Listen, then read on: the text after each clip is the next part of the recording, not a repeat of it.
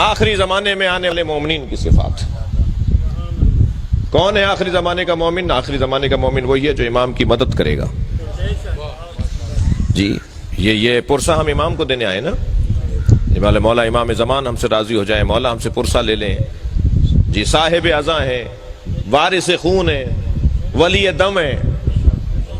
جی لہذا جب حضرت ظہور فرمائیں گے تو مولا حسین کے گنبد پہ لگے ہوئے سرخ رنگ کے پرچم کو اتاریں گے. عرب دنیا کا دستور ہے، جس کے خون کا بدلہ نہیں ہوتا اس کی قبر پہ سرخ جھنڈا لگاتے ہیں. امام حسین کے گنبد پہ جو سرخ رنگ کا جھنڈا لگا ہوا ہے نا، پرچم لگا ہوا ہے، وہ اسی لیے لگا ہوا ہے کہ ابھی خون کا بدلہ باقی ہے. اور بدلہ لینے والے صاحب، وارث، مولا کا فرزند، اور ایسا عظیم فرزند کہ جن سے مولا کو، خود مولا حسین کو اتنا پیار ہے کہ جب ظہور فرمائیں گے نا امام مہدی تو رجعت سے حسین دوبارہ اٹھائے جائیں گے اور عالمی سطح پر امام حسین کی حکومت ہوگی. جی عالمی سطح پر امام حسین، کوئی بارڈر ختم نہیں ہوگا. بارڈر ختم ہو جائیں گے، پاسپورٹ ختم ہو جائیں گے، یہ شناخت ختم ہو جائے گی کہ مغرب والے لوگ اور ہیں اور مشرق والے اور ہیں. سب امام مہدی کے ہوں گے. ایک ہی اذان سنائی دی جائے گی، ایک ہی انداز کا مذہب ہوگا. امام مہدی کی پوری عالمی حکومت ہوگی. اور امام مہدی جب تشریف لے کر آئیں گے تو امام حسین دوبارہ سے لائے جائیں گے. امام کی رجعت ہوگی، امام دوبارہ اٹھائے جائیں گے. اور امام حسین، جب امام مہدی کو ایک یہودی عورت سر پر پتھر مارے گی جس سے امام مہدی شہید ہوں گے، تو امام حسین ہی امام مہدی کی نماز جنازہ پڑھائیں گے اور اپنے بیٹے کو اپنے ہاتھ سے دفنائیں گے. اور پھر پوری دنیا پہ حسین کی حکومت ہوگی. یہ ہے وہ عقیدہ رجعت. صلوات پڑھیں ذرا محمد و آل محمد پر. اس سے بلند اور بہتر صلوات نبی کی ذات پہ عطا فرمائے.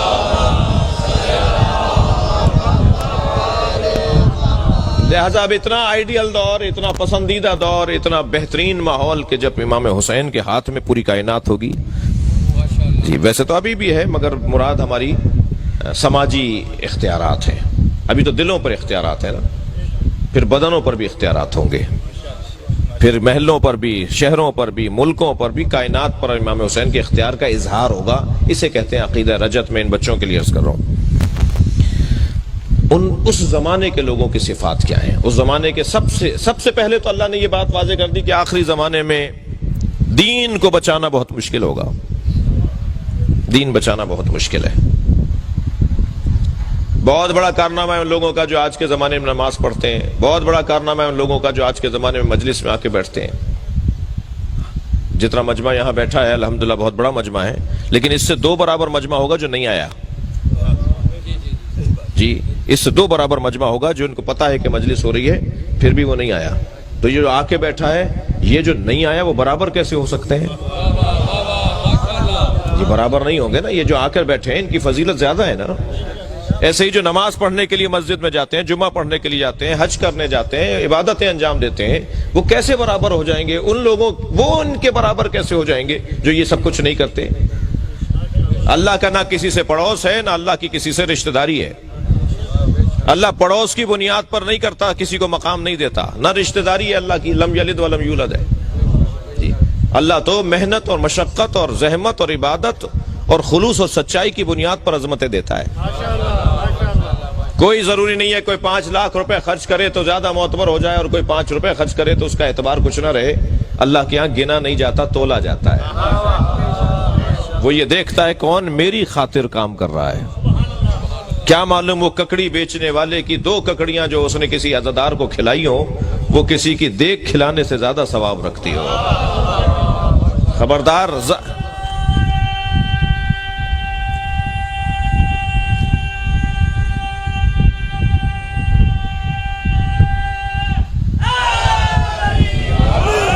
مجھے ظاہر کی بنیاد پر فیصلے نہیں کر رہے، ظاہر کو دیکھ کر. خبردار، ظاہر پر فیصلہ نہیں ہوگا، باطن پر اور خلوص نیت پر فیصلہ ہوگا. اور جو میرے ہاتھ میں نہیں ہے کہ میں کسی کا فیصلہ کروں، کیا معلوم وہ سچا ہو اور میں سوچا ہوا ہوں کہ سچا نہیں ہے. ویسے بھی جس جگہ ہم بیٹھے ہیں نا، تھکے ہوئے تو نہیں ہیں آپ؟ جس جگہ ہم بیٹھے ہوئے نا، یہ جگہ اینک بدلنے کی جگہ ہے. یہاں بیٹھنے والوں کی دید تبدیل کروائی جاتی ہے، اینک تبدیل کروائی جاتی ہے. یہاں بیٹھنے والا وہ دیکھتا ہے جو حقیقت ہو. چشمے سر سے دیکھنے والے اور ہیں، چشمے جان سے دیکھنے والے اور ہیں۔ یہ فرش ازا چشمے جان اور آنکھوں کو کھولتی ہے جو دل کی آنکھیں ہیں۔ بصارت سے بصیرت کا سفر ہے جو عزاداری سے نصیب ہوتا ہے۔ یہ فرش ازا پہ بیٹھنے والوں کی دید ہی کچھ اور ہے۔ میں ایک جگہ سے گزر رہا تھا، رستے میں سانپ بیٹھا ہوا تھا، میرے بڑھتے ہوئے قدم رک گئے۔ میں سوچنے لگا یہ موذی ہے، حملہ کرے گا۔ لوگ مجھے دیکھ کر آپس میں باتیں کرنے لگے، مولانا کو دیکھو بڑی شجاعت کی باتیں کرتے ہیں، بڑی تقریریں کرتے پھرتے ہیں، سانپ سے ڈر رہے ہیں۔ اب میں سوچنے لگا ان کے چڑھانے میں آؤں یا عقل مندی کا ثبوت دوں۔ بہت سارے لوگ ہوتے ہیں نا چڑھا کے غائب بھی ہو جاتے ہیں۔ ابھی میں کھڑا ہوا سوچ رہا تھا کہ ایک چھوٹا سا بچہ میرے برابر میں آ کے کھڑا ہوا، کہنے لگا مولانا یہ پلاسٹک کا سانپ ہے۔ جب مجھے معلوم ہوا نا پلاسٹک کا سانپ ہے تو میں نے اسی پر پیر رکھا، اسے کچلتا ہوا چلا گیا۔ معلوم یہ ہوا جب حقائق روشن ہو جاتے ہیں تو اقدامات بھی تبدیل ہو جاتے ہیں۔ جی ساری دنیا جس یزید سے ڈر رہی تھی، حسین اس کی حقیقت کو جانتے تھے۔ صلوات پڑھیں گے محمد و آل محمد۔ حقائق روشن ہوتے ہیں یہاں۔ خبردار کپڑوں کی بنیاد پر کسی کا احترام نہیں ہونا، خبردار گاڑیوں کی بنیاد پر کسی کو معتبر نہیں ماننا، بڑے بنگلوں کی بنیاد پر کسی کو بڑا نہیں ماننا۔ ہماری تو انداز ہی کچھ اور ہے، ہم تو لوگ ہی کچھ اور ہیں۔ ہم پر اگر کوئی غور کر لے تو وہ ڈبل پی ایچ ڈی ہو جائے۔ شیعوں پر غور اگر کوئی کر لے نا کسی یونیورسٹی میں جا کر تو وہ ڈاکٹر ہو جائے۔ ہم پر غور کرنے سے ڈاکٹر ہو جائے۔ مولا کی تو بات بہت بڑی ہے، بڑی بات ہے مولا کی۔ ہمیں سمجھنے کے لیے دانشوریاں چاہیے، دانش مندیاں چاہیے، ہوشیاریاں چاہیے، عقل مندی چاہیے۔ کہتے ہیں شیعوں کی تو باتیں علیحدہ علیحدہ ہوتی ہیں، شیعوں کی تو باتیں نئی باتیں ہوتی ہیں، نئے نئے کام ہیں شیعوں کے۔ جی ہماری نئی باتیں، ہمارے نئے کام ہی تو زندہ رکھے ہوئے ہیں لوگوں کو۔ وہ ہم پہ غور کرتے چلے جا رہے ہیں اور ہم کو سمجھتے چلے جا رہے ہیں۔ جی میں ایک جگہ بیٹھا ہوا تھا تو گفتگو ہو رہی تھی کہ جب امام ظہور فرمائیں گے تو امام کی عمر 40 سال کی ہوگی۔ میں نے کہا جی امام ہمارے جب ظہور فرمائیں گے تو ان کی عمر 40 سال کی ہوگی۔ تو وہاں ایک صاحب بیٹھے تھے، کہنے لگے کیا مطلب ہے ابھی ولادت نہیں ہوئی؟ میں نے کہا نہیں، ولادت تو 255 ہجری میں ہو گئی۔ کہنے لگے جی مولانا 1441 چل رہا ہے، 1440 چل رہا ہے، یہ 1440 اور 255 ہجری 1150 سال ہو گئے، آپ کہہ رہے ہیں کہ جو ہے وہ 40 سال کے ہوں گے؟ کہیے 1150 سال کے ہیں تو پھر 40 سال کا کیا مطلب ہے؟ میں نے کہا نہیں، ہیں وہ 1150 سال کے مگر عمر 40 سال پہ رکی ہوئی ہے۔ کہنے لگے لو شیعوں کی تو پہلے ہی باتیں سمجھ میں نہیں آتی ہیں، ایک اور نئی بات آ گئی۔ جی نہ ان کا ماتم سمجھ میں آتا ہے، نہ ان کا جلوس سمجھ میں آتا ہے، نہ ان کے کالے کپڑے سمجھ میں آتے ہیں، نہ ان کے عزاخانے سمجھ میں آتے ہیں، نہ ان کا ہاتھ کھولنا سمجھ میں آتا ہے۔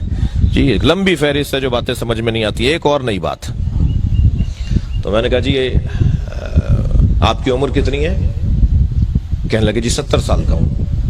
میں نے کہا کبھی چہرے کو جا کے آئینے میں دیکھیے، اللہ نے 70 سال پہلے جب آپ کو ماں کے شکم سے دنیا میں بھیجا تھا تو سر کے بال دے کر بھی بھیجا تھا اور بھووں کے اور پلکوں کے بال بھی اللہ نے ماں کے شکم سے بنا کر بھیجے تھے۔ 70 سالوں میں اگر آپ نے سر کے بال نہ کاٹے ہوتے تو اب تک ایڑیوں تک آ گئے ہوتے، مگر 70 سالوں میں کبھی آپ نے بھووں کو نہیں کاٹا اور پلکوں کو نہیں کاٹا۔ ایک کی عمر بڑھ کر بتا رہی ہے اللہ بڑھاتا ہے، ایک کی عمر رک کر بتا رہی ہے اللہ روکتا ہے۔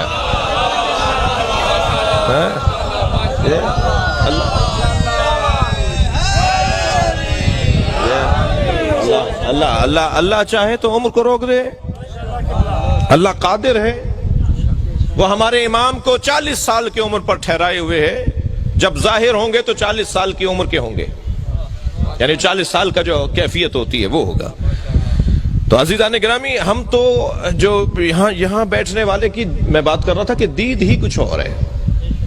یہاں بیٹھنے والے کی اینک بدلنی چاہیے۔ بھئی 2 گھنٹے تک اگر کوئی گلاب بیچنے والے کی دکان پہ بیٹھے تو 4 گھنٹے تک اس کے اندر سے گلاب کی خوشبو آتی ہے۔ جو 60 سال سے حسین کر رہا ہو، اس میں حسین کی سیرت کی جھلک کیوں نہیں آئے گی؟ اس کے رویے بدلے ہوئے کیوں نہیں ہوں گے؟ اس کا انداز تبدیل کیسے نہیں ہوگا؟ وہ جب چل رہا ہوگا تو چال بتائے گی کہ حسینی جا رہا ہے، اس کا اقدام بتائے گا کہ حسینی ہے، اس کے طور طریقے بتائیں گے کہ یہ اہل بیت کا چاہنے والا ہے۔ اہل بیت کے چاہنے والوں کی طریقہ زندگی کچھ اور ہوتا ہے۔